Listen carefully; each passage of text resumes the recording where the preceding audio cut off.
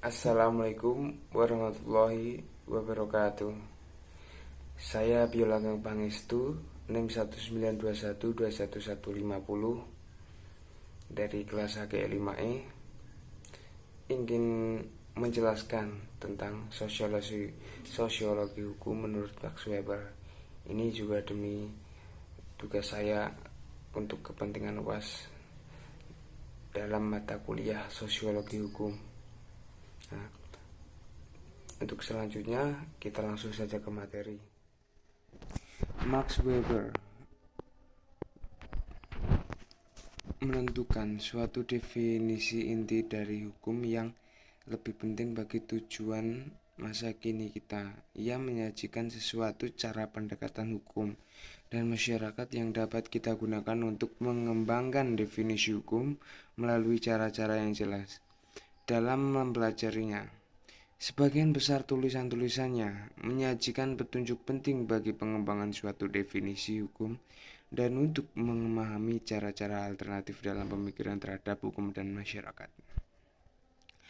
Konsisten dengan definisi hukum yang menjadi dasar dan ajaran-ajarannya yang lain, maka Weber mendefinisikan hukum berkenaan baik dengan norma-norma hukum maupun dengan pranata-pranata hukum yang mengatur tingkah laku yang sangat berarti bagi para pelaku hukum, mencakupi para pelaku yang berwujud individu-individu maupun para pelaku yang berwujud asosiasi seperti korporasi.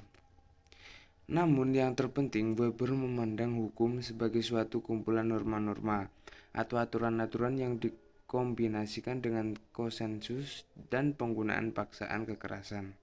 Hukum merupakan kesepakatan yang valid dalam suatu kelompok tertentu atau consensually valid in a group, dan merupakan jaminan guaranteed melalui suatu perlengkapan pemaksa. Dua unsur tersebut merupakan unsur yang mutlak harus ada untuk adanya disebut hukum. Oleh karena itu, baginya hukum merupakan kombinasi antara beberapa langkah kesepakatan. Yang pertama, kedua, suatu persetujuan yang dipertahankan secara sangat mendalam tentang prosedur dan proses melalui apa yang dibuat oleh hukum. Yang selanjutnya, pelaksanaan melalui organisasi kekuasaan negara. Nah, di sini dalam pandangan Max Weber, hukum merupakan aturan-aturan yang mengizinkan orang pada umumnya untuk secara aktif melaksanakan melalui pranata-pranata khusus yang mempunyai kewenangan untuk melakukan paksaan secara sah, sanksi ekonomi seperti denda dan lain-lain, sumber kekuasaan yang membuat orang tunduk atau untuk menjatuhkan hukuman bagi pelaku kekerasan. Nah, di sini juga dijelaskan bahwa hukum menurut Weber itu dalam sosiologi hukum itu bersifat menekan dan memaksa. Karena apa? Hukum itu bersifat mutlak. Nah, di sini juga subjek hukum dalam komunitas hukum itu berdasarkan pada suatu lokasi. Kedua, pada sifat aktivitas-aktivitasnya, di mana seseorang dimasukkan ke dalam komunitas hukum, tetapi bukan dengan cara sukarela.